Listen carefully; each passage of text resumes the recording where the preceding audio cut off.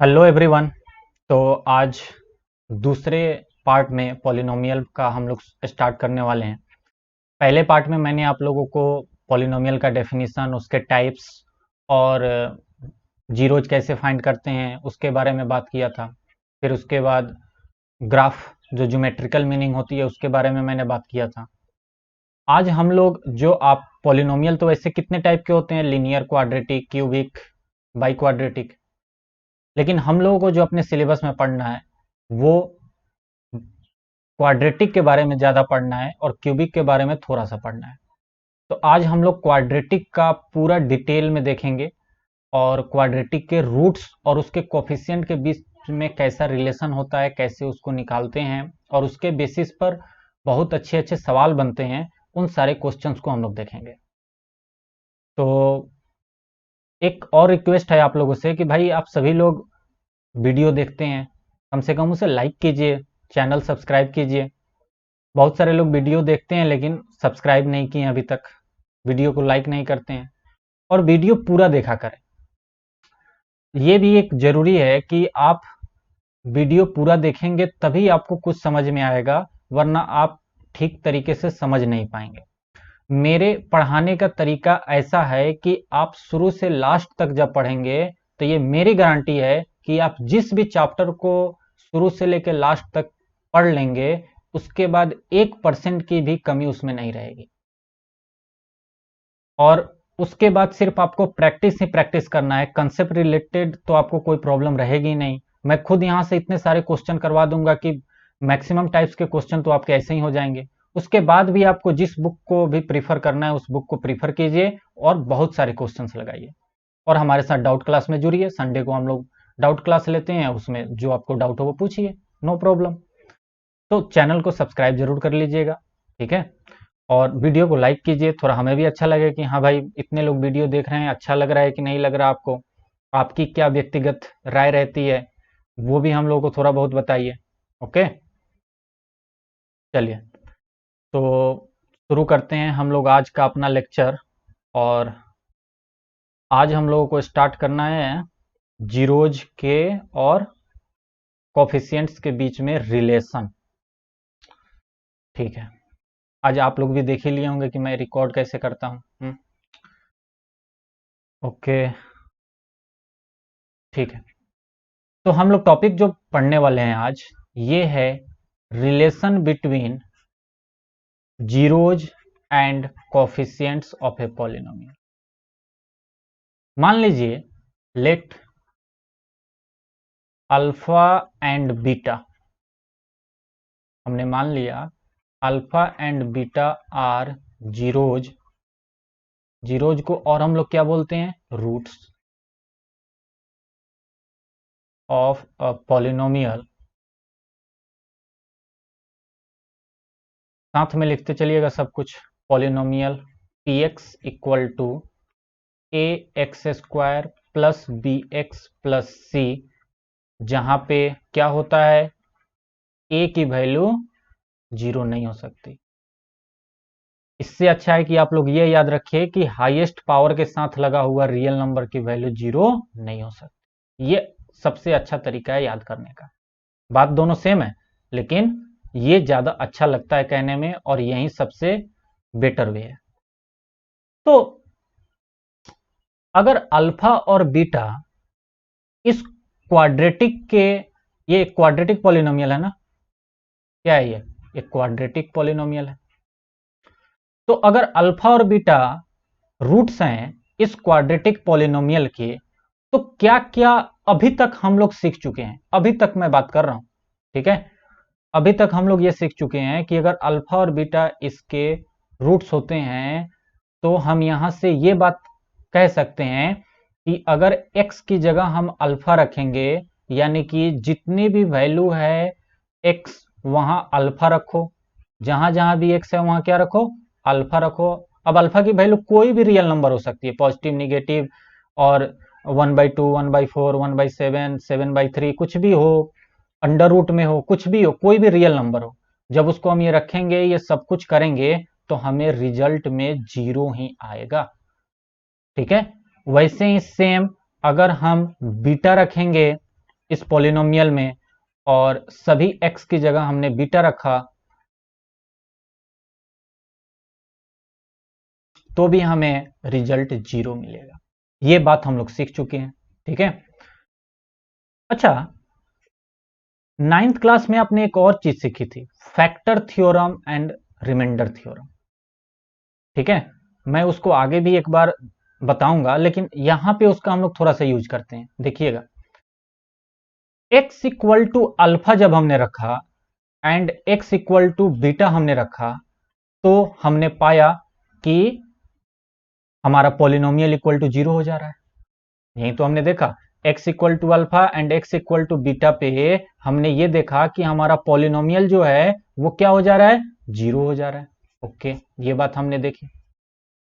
यानी कि x minus alpha equal to 0 and x minus beta equal to 0।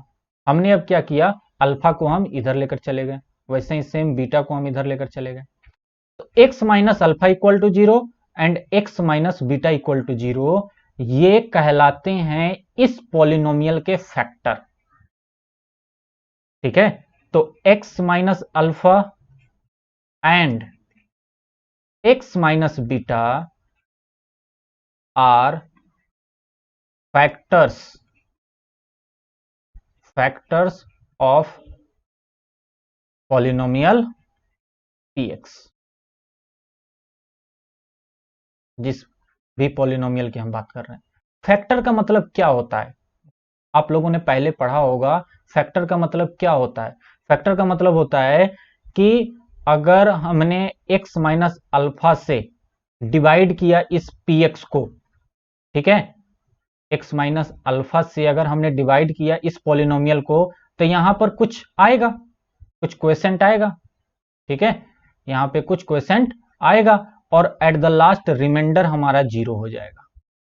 Same वैसे ही अगर x माइनस बीटा से हम डिवाइड करेंगे पॉलिनोमियल को, तो यहां पे कुछ आएगा, कुछ क्वेसेंट आएगा और एट द लास्ट रिमाइंडर हमेशा 0 हो जाएगा। तो ये रिमाइंडर हमेशा 0 हो जाएगा। तो फैक्टर थ्योरम और रिमाइंडर थ्योरम इन्हीं चीजों से निकला है, इसी कंसेप्ट से फैक्टर थ्योरम और रिमाइंडर थ्योरम निकलता है। बात समझ रहे हैं ना। या यूं कहें कि फैक्टर थ्योरम और रिमाइंडर थ्योरम से ये निकला, या इससे रिमाइंडर थ्योरम या फैक्टर थ्योरम निकला, दोनों एक दूसरे से आप कह सकते हैं। अब मुझे तो मालूम नहीं कि पहला कौन सा आया था, लेकिन ये दोनों लिंकेज आपको समझ में आ गया ना। ये बात बहुत ज्यादा इंपॉर्टेंट है समझने के लिए कि अगर अल्फा और बीटा इस पॉलिनोमियल के जीरोज हैं, रूट्स हैं, तो पहला तो हम ये बात बता सकते हैं कि यानी कि अल्फा को रखेंगे और बीटा को उसके अंदर रखेंगे तो हमें लास्ट में 0 मिलेगा। और x equal to alpha, x equal to beta रख रहे हैं, तो हमने अल्फा को भी इधर लाए, बीटा को भी इधर लाए, यानी x माइनस अल्फा और x माइनस बीटा जो होंगे इसके फैक्टर्स होंगे। जब इससे हम डिवाइड करेंगे तो एट द लास्ट हमें आंसर क्या मिलने वाला है, 0। अब हम प्रूफ करते हैं। एक चीज ध्यान से देखिएगा,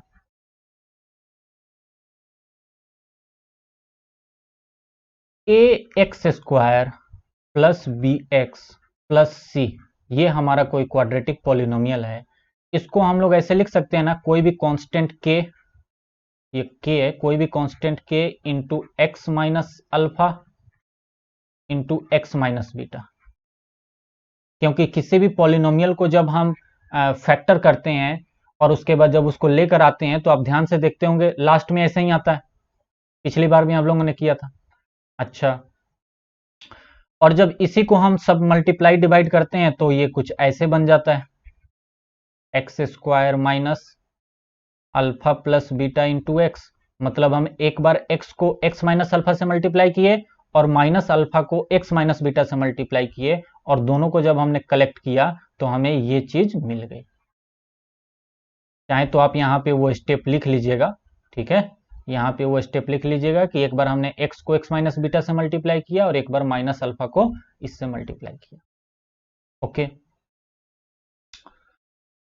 अब ये आपको दिखा दिखा लग रहा है ना। जब हमें अल्फा और बीटा दिया होता था, हमें पॉलिनोमियल निकालना होता था, तो हम इसी में अल्फा प्लस, यहाँ अल्फा प्लस बीटा लिखते थे और यहाँ अल्फा इंटू बीटा लिखते थे और हम पॉलिनोमियल फाइंड आउट कर लेते थे। तो वही प्रोसेस चल रहा है। अब हमने क्या किया, के को सबसे मल्टीप्लाई कर दिया, के एक्स स्क्वायर कर दिया, माइनस का के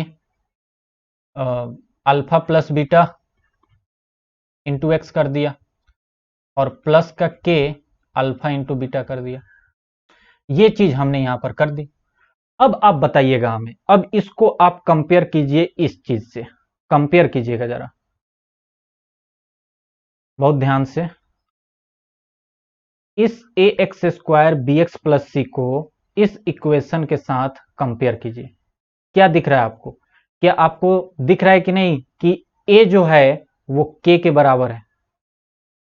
ये बात आपको दिखी कि नहीं दिखी? जो बी है वो माइनस के अल्फा प्लस बीटा के बराबर है। ये बात दिखी कि नहीं दिखी आपको? माइनस इसलिए क्योंकि रियल इक्वेशन में प्लस होता है ना, तो इसलिए हमें माइनस भी कॉमन निकालना पड़ेगा। और सी जो होगा वो क्या होगा, के इंटू अल्फा इंटू बीटा। ये बात समझ में आई कि नहीं सभी को? यहां तक किसी को कोई दिक्कत नहीं होनी चाहिए, आई थिंक। ठीक है, ये आ गया, हमने कंपेयर किया a x square b x plus c को और इस इक्वेशन को, हमने इन दोनों को कंपेयर करके और ये तीनों बातें लिख ली। ओके, अब हम क्या कर रहे हैं, ए के की वैल्यू ए के बराबर है ना, तो यहां पर उस ए को डाल दो, तो ये हो गया बी इक्वल टू माइनस का ए अल्फा प्लस बीटा।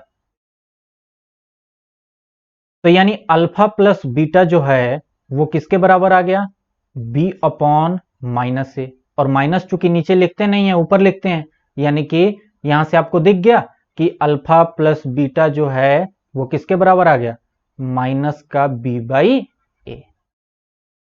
क्या आप लोगों ने ऐसे ही रिलेशन की आपको जरूरत थी कि नहीं, कि अल्फा प्लस बीटा की वैल्यू कितनी होती है हमें डायरेक्ट मालूम चल जाए? लीजिए, आपको डायरेक्ट मालूम चल गई। अगर दोनों रूट्स को हम ऐड कर देंगे अल्फा प्लस बीटा को, तो हमेशा आएगा minus times of b by a. ये निगेटिव हमेशा रहेगा, और बी पॉजिटिव हो निगेटिव हो, ए पॉजिटिव हो निगेटिव हो, ये आप खुद से देख लीजिए। अब इस वैल्यू में जरा के की वैल्यू ए रखिए, तो ये बनेगा c equal to 8 times of alpha into beta, यानी कि c upon a alpha into beta. तो क्या हमें यह भी इक्वेशन मिल गई कि अल्फा इंटू बीटा जो होगा वो होगा सी अपॉन ए। तो ये प्रूविंग वाली भी बात हमें समझ में आ गई कि अल्फा प्लस बीटा की वैल्यू होती है माइनस बी बाई ए, और अल्फा इंटू बीटा की वैल्यू होती है सी बाई ए। अच्छा, ये है क्या, बी क्या है, क्या है बी? तो यहां पर एक बात मैं अगले पेज पे लिख देता हूं, अच्छे से लिख देता हूं, तीनों बात ध्यान से ध्यान दीजिए। यानी कि अगर हमें कोई क्वाड्रेटिक दिया जाए, अगर हमें कोई क्वाड्रेटिक दिया जाए और इस क्वाड्रेटिक का बोला जाए कि अल्फा और बीटा दो रूट्स हैं, तो अल्फा प्लस बीटा की वैल्यू जो आएगी वो minus times of b by a आएगी। यानी कि माइनस टाइम्स ऑफ ऊपर जो है वो रहेगा कोफिशियंट ऑफ एक्स, ऊपर क्या रहेगा, एक्स का कोफिशियंट ये बी, और नीचे रहेगा coefficient of x square. X square का कोफिशियंट क्या है, ए। सेम वैसे ही अगर हम अल्फा इंटू बीटा करते हैं तो ये सी बाई ए है, यानी कि ये क्या है, ये है कांस्टेंट टर्म। जो कांस्टेंट टर्म है हमारे इस पॉलिनोमियल का वो सी है ना, तो कांस्टेंट टर्म, ठीक है, divided by coefficient of x square. तो ये दोनों बातें याद रखिएगा, alpha plus beta equal to minus b by a, और बी जो है coefficient of x, a coefficient of x square, और alpha into beta c by a, यानी कि this and this. Okay, light cut गई तो इस समय थोड़ा सा चेहरे पर मेरे लाइट नहीं आ रही होगी, नो प्रॉब्लम। यहां देखिए अब, अच्छा, तो एक बात यहां से भी हम लोग सीख चुके हैं कि अगर अल्फा और बीटा हमारे रूट्स हैं, तो यानी कि पॉलिनोमियल हम लोग ऐसे भी लिखते हैं, पॉलिनोमियल हम लोग ऐसे भी तो लिखते हैं, x square minus alpha plus beta into x, और प्लस अल्फा इंटू बीटा। एक पॉलिनोमियल लिखने का हमारा तरीका ये भी होता है। अच्छा, मैं एक सवाल करवाता हूं, फिर उसके बाद एक क्वेश्चन अब करते हैं। ये बात तो आपको समझ में आ गई, alpha plus beta into alpha multiply by beta, और ये ठीक है। ये दो बातें इंपॉर्टेंट थी, दोनों बातें हम लोगों ने सीख ली। यही होता है relation, coefficient between roots and relation between coefficients and roots. अब देखिए, मैं एनसीईआरटी का एक एग्जांपल लेता हूं। एनसीईआरटी एग्जांपल नंबर 3, एक्सरसाइज नहीं 3, एग्जांपल नंबर 3। एनसीईआरटी का एग्जांपल नंबर जब आप 3 देखेंगे तो आई थिंक एग्जांपल नंबर 2 है, ये 3 नहीं है। देख लीजिएगा ध्यान से, आई थिंक 2 है या 3 है। मेरे पास तो क्वेश्चन है, इस पे लिखा नहीं है, सिर्फ एनसीईआरटी लिखा है। तो आई थिंक एग्जांपल नंबर 2 है या 3 है। इसमें बोला गया, क्वेश्चन क्या है कि फाइंड जीरोज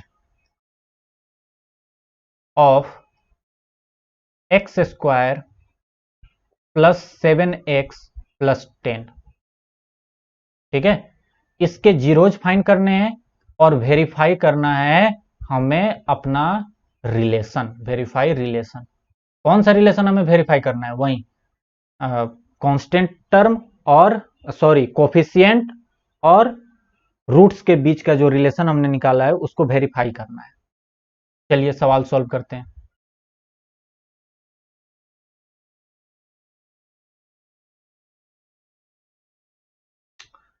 पॉलिनोमियल क्या दिया गया है? हमें पॉलिनोमियल दिया गया है एक्स स्क्वायर प्लस का 7x प्लस का 10। पहले इसको प्राइम फैक्टर करके हम लोग क्या निकाल लें? तो प्राइम फैक्टर करके हम लोग पहले इसको तोड़ लें और हम अल्फा और बीटा की वैल्यू निकाल लें। तो 7x को ऐसे तोड़ें कि ऐड करने पर 7 आए और मल्टीप्लाई करने पर 10 इंटू 1 यानी 10 आ जाए।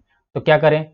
5 और 2 में कर लें। तो ये हो गया एक्स स्क्वायर प्लस का 2x और प्लस का 5x प्लस का 10, यानी कि ये क्या हो गया? x यहां से हमने कॉमन लिया, x प्लस 2 यहां आया, यहां से हमने 5 कॉमन लिया तो यहां x प्लस 2 यहां बच गया, यानी कि हमने x प्लस 2 यहां से कॉमन ले लिया तो x प्लस 5 यहां बच गया। ठीक है, x प्लस 2 हमने कॉमन लिया तो x प्लस 5 बच गया। अब पॉलिनोमियल के रूट्स निकालने के लिए आपको मालूम ही है कि इस पॉलिनोमियल को जीरो के बराबर हमें करना पड़ता है, यानी कि पूरी टर्म जीरो के बराबर होगी, यानी कि x प्लस 2 इक्वल टू 0 या x प्लस 5 इक्वल टू 0। तो यहां से x की वैल्यू आ गई -2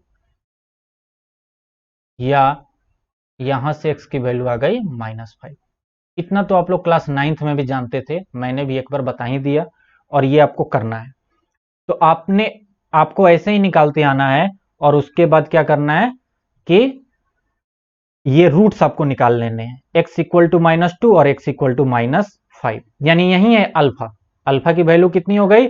-2 और बीटा की वैल्यू कितनी हो गई? -5।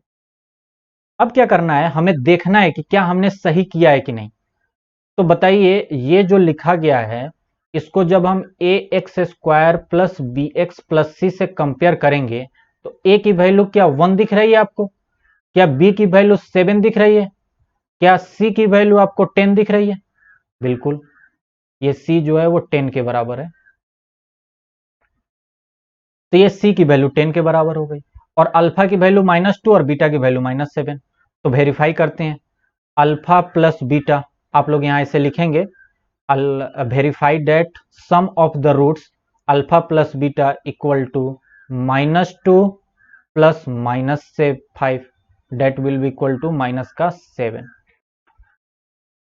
that will be equal to the minus times of b by a, that will be equal to the minus time b की वैल्यू कितनी है? 7, a की वैल्यू कितनी है? 1। हाँ, ये तो सही हो गया, ये तो -7 ही आ रहा है, -7 हमारा ये वेरीफाई हो गया। बात समझ गए?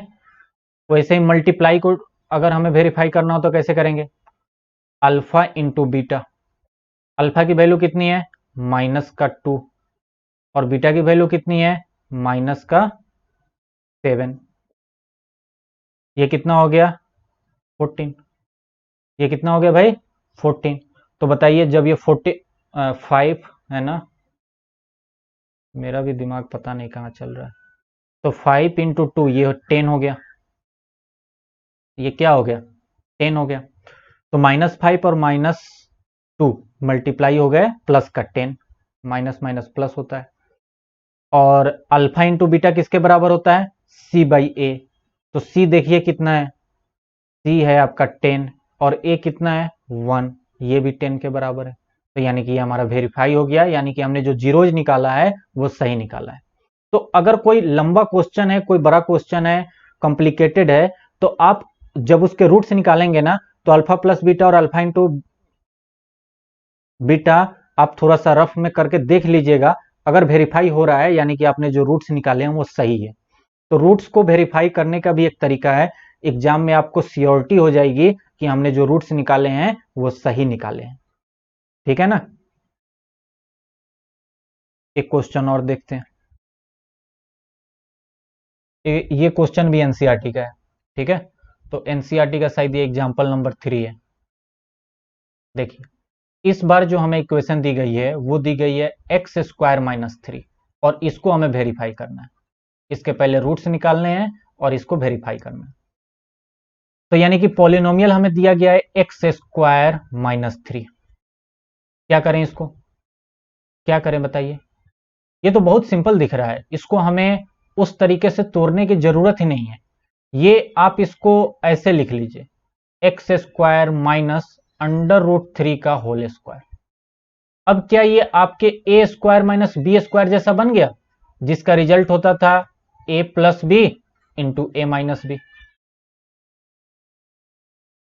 a² माइनस b² क्या होता था a plus B into A minus B. तो ये भी a² माइनस b² है, तो यानी कि ये क्या हो जाएगा a plus B into A minus B. बस बात खत्म। अब क्या करना है, अब हमें इस पॉलिनोमियल को 0 के बराबर रखना है। तो ये तभी होगा जब x प्लस √3 इक्वल टू 0 हो जाए या x माइनस √3 इक्वल टू 0 हो जाए। तो यहां से x की वैल्यू आ गई -√3, जिसको कि हम अल्फा की वैल्यू बोल सकते हैं, और यहां से x की वैल्यू आ गई √3, जिसको कि हम लोग बीटा की वैल्यू बोल सकते हैं।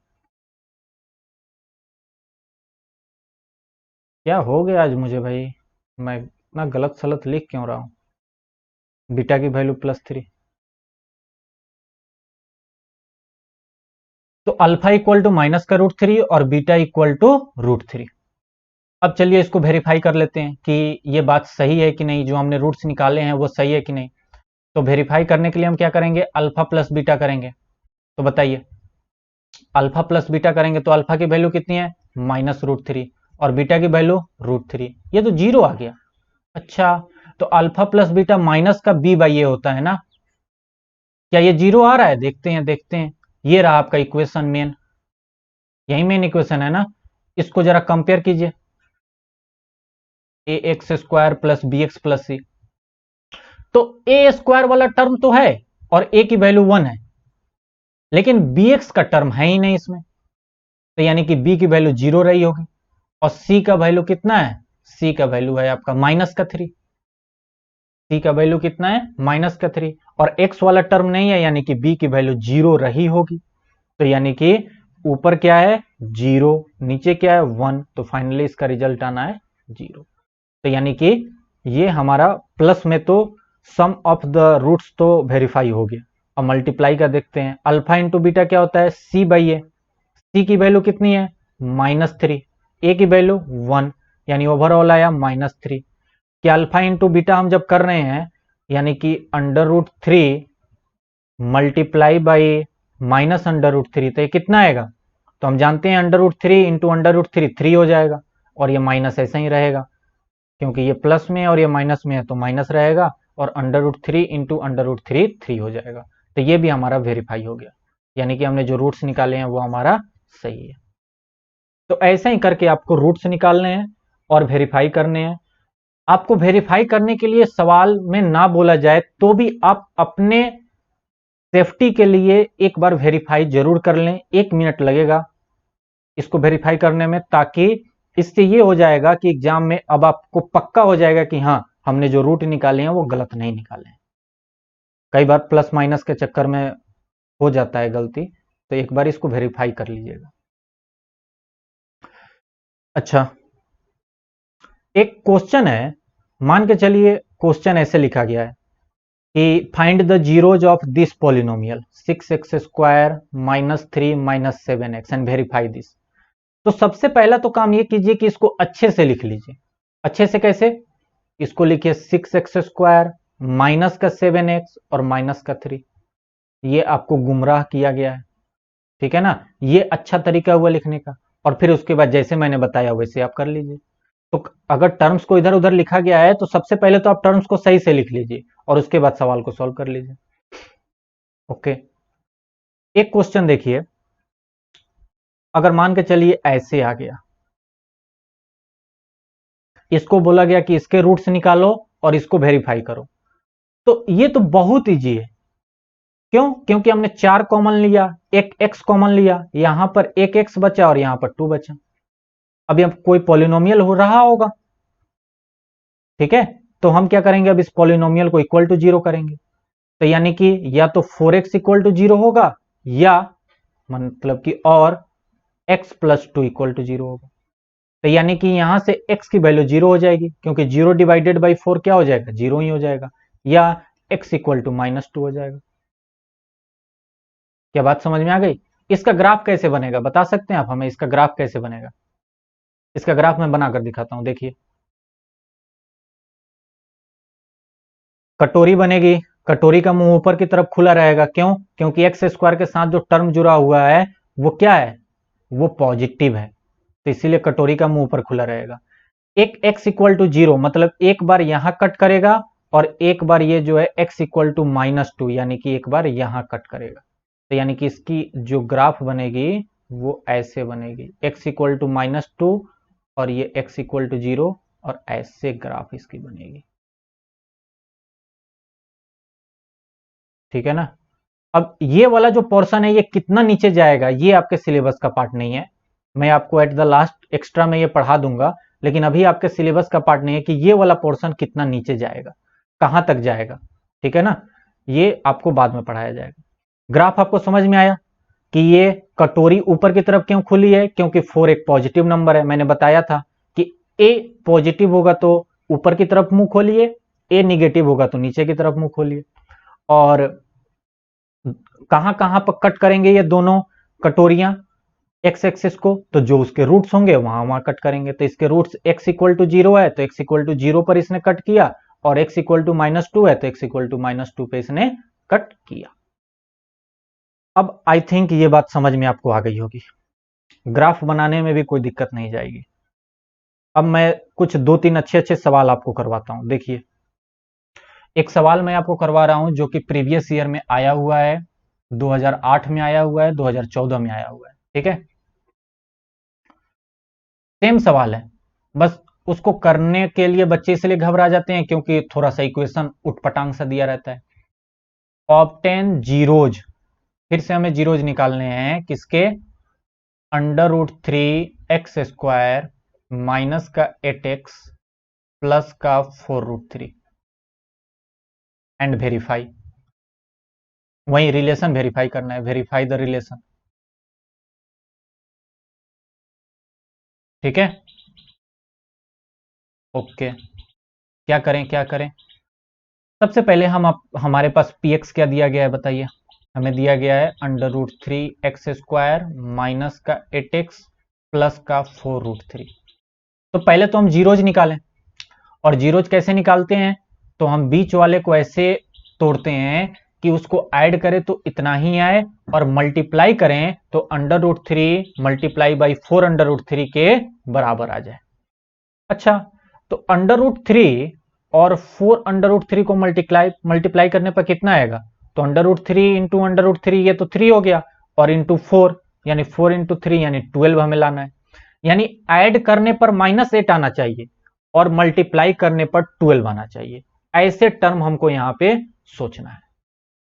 तो बहुत ईजी है, 6 और 2 ले लो, 6 ले लो और 2 ले लो, माइनस का 6 लो, माइनस का 2 लो, तो दोनों को ऐड करोगे तो माइनस का 8 आ जाएगा, और माइनस का 6 मल्टीप्लाई बाई माइनस का 2, दोनों का मल्टीप्लीकेशन करोगे तो प्लस का 12 आ जाएगा। As simple.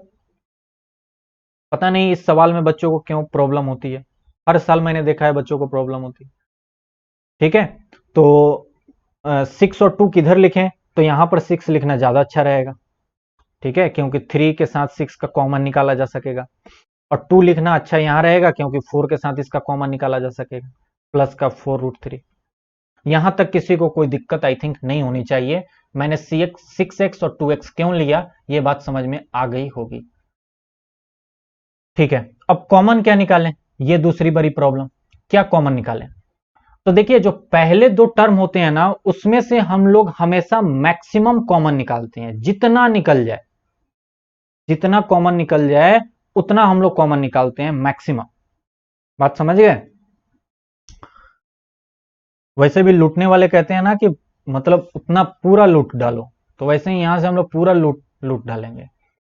अंडर रूट 3 यहां पे है और ये 6 है, तो 6 को हम लोग ऐसे लिख सकते हैं 3 × 2, और 3 को हम लोग लिख सकते हैं अंडर रूट 3 क्या हम 6 को ऐसे लिख सकते हैं कि नहीं। और यहां से अंडर रूट 3 ही एक कॉमन आएगा, इससे ज्यादा आ नहीं सकता, एक x आएगा तो यहां से भी एक x आएगा, तो यानी कि कुल टोटल कॉमन आ गया अंडर रूट 3 × x, और यहां पर बच गया x, और यहां क्या बच गया, एक अंडर रूट 3 तो कॉमन आ गया है, तो अब यहां बच गया 2 अंडर रूट 3। ध्यान से समझ लीजिएगा, यहां पर क्या बच गया, 2 अंडर रूट 3। तो अब यहां पर क्या करें, अब यहां से तो मैक्सिमम कॉमन 2 ही निकल सकता है, इससे ज्यादा निकलने के चांसेस ही नहीं है, तो यहां बच जाएगा x, और ये माइनस आएगा, क्यों, क्योंकि ये माइनस और ये माइनस दोनों मिलकर यहां पॉजिटिव बना देंगे, इसीलिए यहां माइनस आएगा, और यहां पर 2 बचेगा और ये √3 बचेगा, मल्टीप्लाई करेंगे तो 4√3 आ जाएगा प्लस का। अब यहां से हमें जो है x माइनस 2√3 कॉमन मिल गया, और अंदर हमें √3x-2 इधर मिल गया। अब हमें पॉलिनोमियल निकालने, जीरोज निकालने के लिए पॉलिनोमियल को इक्वल टू जीरो करते हैं, और इक्वल टू जीरो करने का मतलब है कि x minus 2√3 equal to zero करो, और या under root 3x-2 equal to zero करो। ठीक है, या तो ये टर्म जीरो करो या ये टर्म जीरो करो, तभी तो पूरा का पूरा पॉलिनोमियल जीरो होगा। तो यानी कि यहां से आ गया, या तो x की वैल्यू 2√3 रखो, या under root 3x equal to 2, यानी x इक्वल टू 2/√3 रखो, यानी कि ये अल्फा की वैल्यू हो गई और ये बीटा की वैल्यू हो गई। अब यहां अल्फा प्लस बीटा और अल्फा इंटू बीटा आप लोग आसानी से निकाल सकते हैं, मुझे नहीं लगता कि अब इसमें भी आपको प्रॉब्लम होगी। ठीक है, और अगर अल्फा प्लस बीटा और अल्फा इंटू बीटा आपको ये रूट्स में दिए गए ना निकालने आ रहा हो, तो समझिए कि आपकी स्थिति बहुत खराब है फिर। ठीक है ना, अगर ये ना आ रहा हो तो आपकी स्थिति बहुत ज्यादा खराब है, मेहनत कीजिए ज्यादा, बादाम खाइए सुबह में। तो जब आप इसको करेंगे तो वेरीफाई हो जाएगा, और उसके बाद आपको 4 नंबर आराम से मिल जाएंगे। एक क्वेश्चन देखते हैं, और बेहतरीन क्वेश्चन है ये भी, दिया गया है सम, क्वेश्चन लिखते चलिएगा साथ में आप लोग भी, sum of a quadratic polynomial POLY polynomial is √2 and product is minus का 12। फाइंड क्वाड्रेटिक, जो रियल क्वाड्रेटिक है उसको फाइंड करना है, जिससे कि ये रूट्स का सम और प्रोडक्ट आया है क्वाड्रेटिक। और फिर जब क्वाड्रेटिक मिल जाए तो आपको फिर से उसमें फाइंड करना है उसकी वैल्यूज, कि उन दोनों जीरोज जो हैं, उन दोनों जीरोज की वैल्यू क्या होगी, ये भी फाइंड कर लो। ठीक है, तो इससे दो वैरायटी के सवाल एक ही साथ हो गए।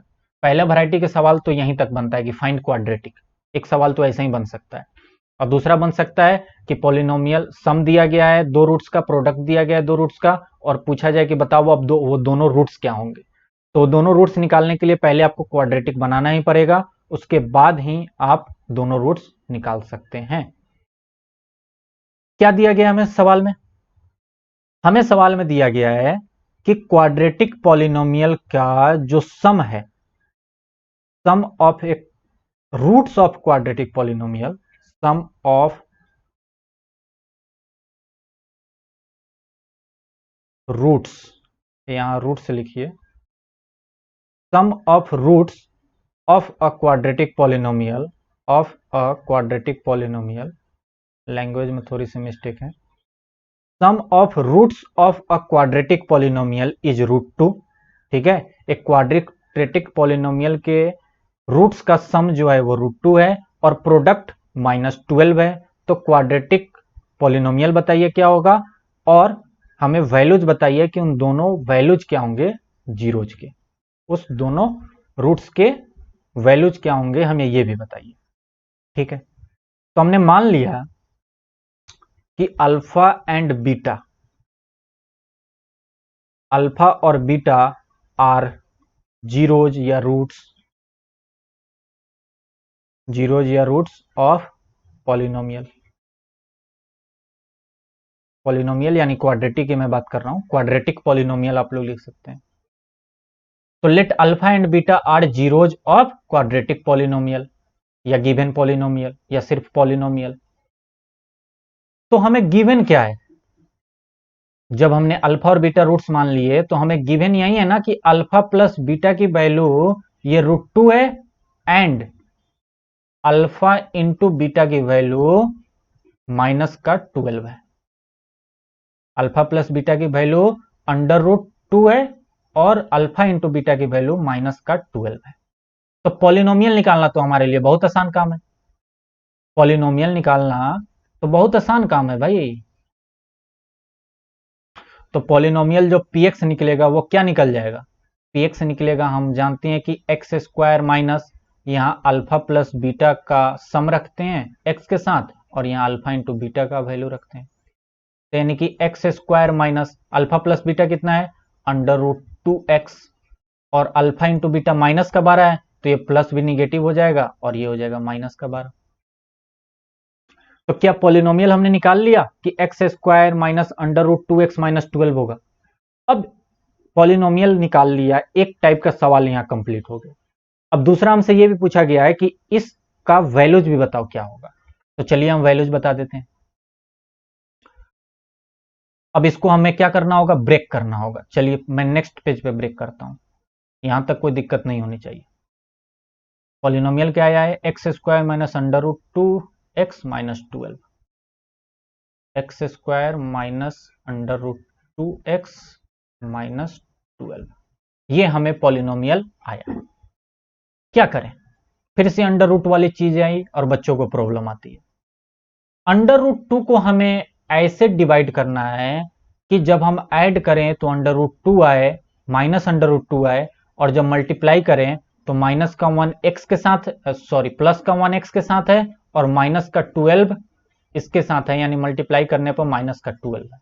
क्या करें, कौन सा नंबर लें, ये देखिए कितना अच्छा सवाल है। यहां पे आपको सोचना चाहिए, वीडियो को पॉज कीजिए और सोचिए क्या करें। मैं तो बताऊंगा ही, लेकिन क्या लिखें, √2 को कैसे तोड़ें, थोड़ा सा ध्यान लगा के सोचिए।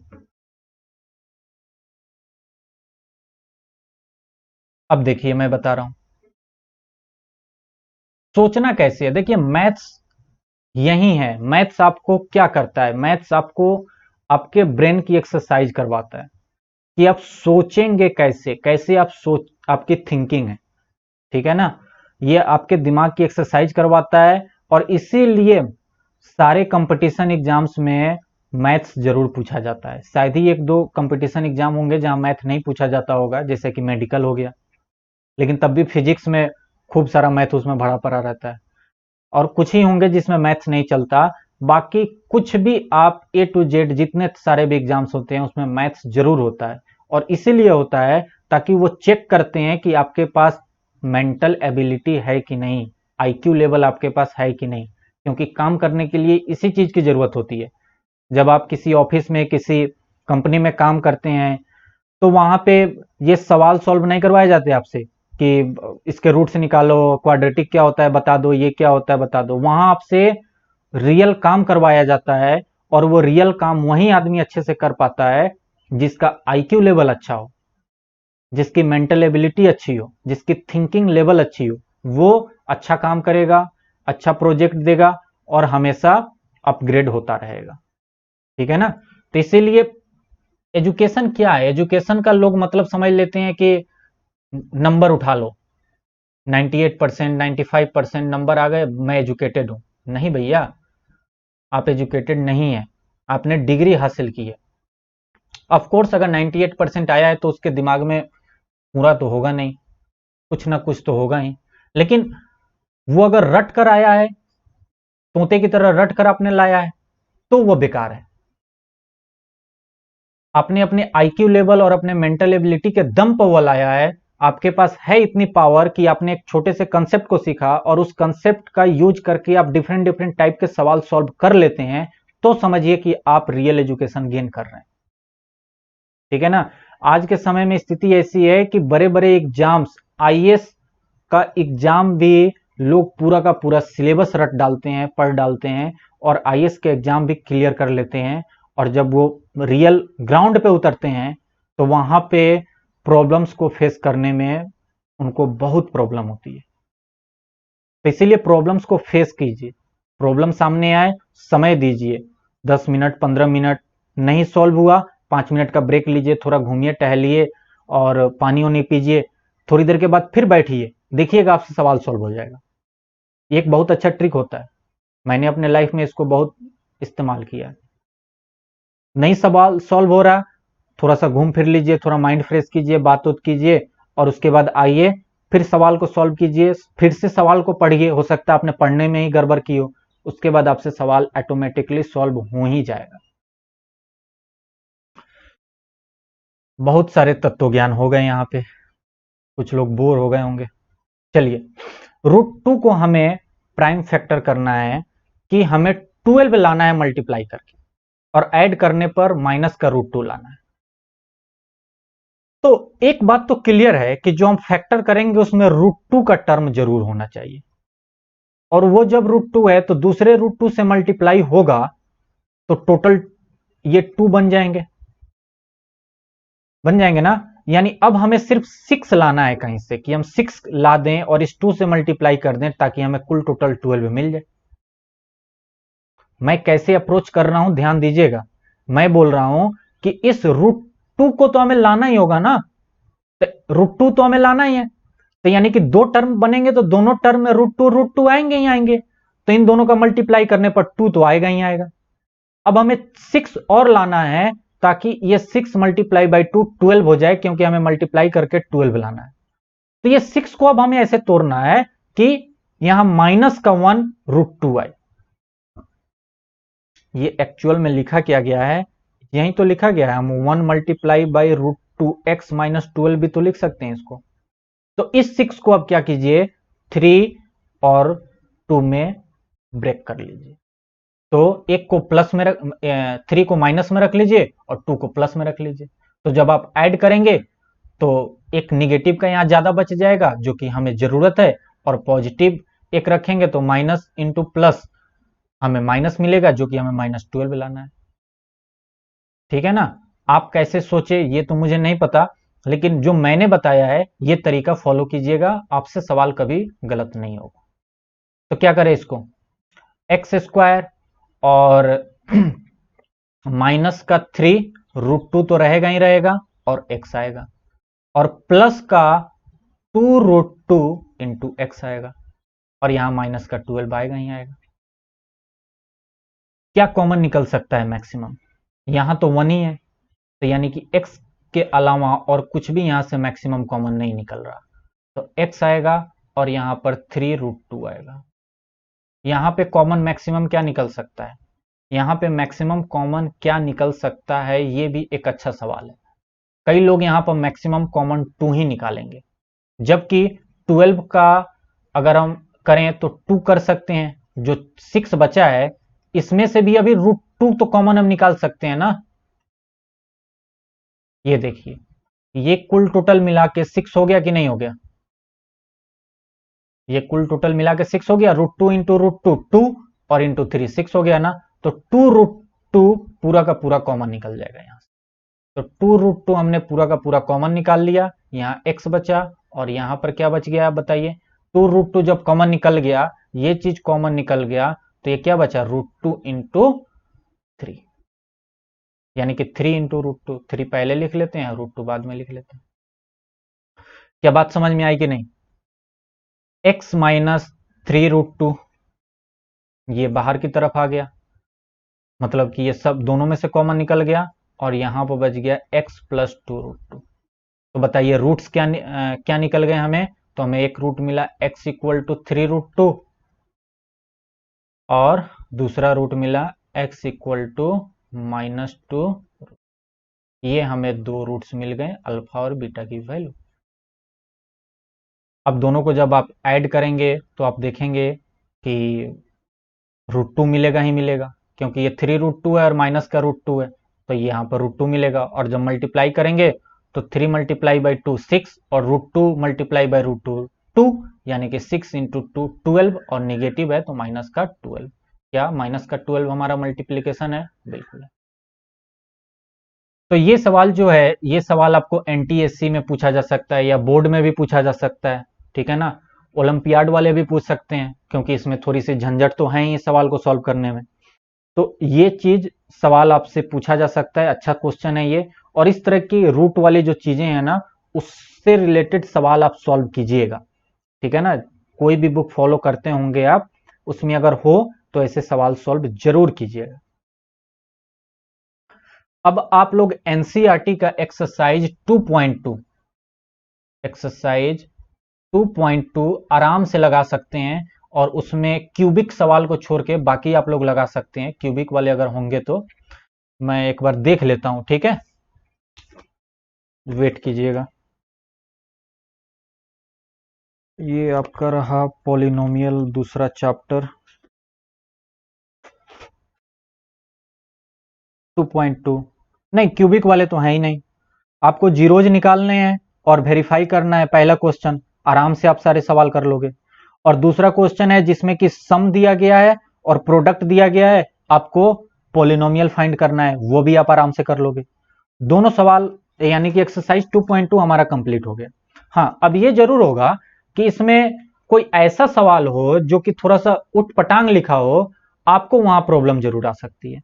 तो देखिएगा, ट्राई कीजिएगा। नहीं होगा तो हम लोग संडे को मिलेंगे ही। संडे को हम लोग मिलेंगे, और उसके बाद अगर कोई क्वेश्चन इसमें ऐसा होगा जो कि थोड़ा सा इधर उधर दिया हो, तो पहले तो आप खुद से ट्राई करें, खूब ट्राई करें, 1 बार 2 बार 3 बार। नहीं होता फिर हम है ना, जब हम हैं तो क्या गम है। आप समझ गए आप लोग? तो सवाल सॉल्व कीजिए और मन लगा के पढ़ाई कीजिए। अब आपका समय व्यतीत हो रहा है, ठीक है ना। अब आप लोग ये मत समझिएगा कि अब बहुत सारा समय बचा है। अब बिल्कुल समय नहीं बचा है। यहाँ से जब आप पढ़ना शुरू करेंगे और यहाँ से जब आप सही से सीखना शुरू करेंगे, तब आपको समझ में आएगा कि बहुत कम समय है जब आपको डिटेलिंग पढ़नी होगी तो। और कई लोग तो शॉर्टकट मारते हैं, कई लोग तो सोचते हैं कि मैं ऐसा वीडियो देख लूं जिसमें 2 से 3 लेक्चर में सारा का सारा टॉपिक कवर कर दिया गया हो। ऐसी भी चीजें मैं करवाऊंगा, लेकिन एट द लास्ट रिवीजन के तौर पे। इस समय तो हम लोग डिटेल में चीज सीख रहे हैं ना। अब मैं वहां पे आपको इतना डिटेल में थोड़ी ना सिखाऊंगा। वहां पे तो बस थ्योरी बताया, 5-6 क्वेश्चन करवाए, आगे बढ़ा। तो इसीलिए इस समय आप लोग समय जरूर दीजिए और पढ़िए आराम से, और सारी चीजें सीखते जाइए। और डाउट क्लास में जो भी डाउट हो संपर्क करिए और डाउट सॉल्व कीजिए। चलिए मिलते हैं नेक्स्ट वीडियो में, तब तक के लिए बाय, जय हिंद। ख्याल रखें अपना और अपने घर वालों का। Okay, bye.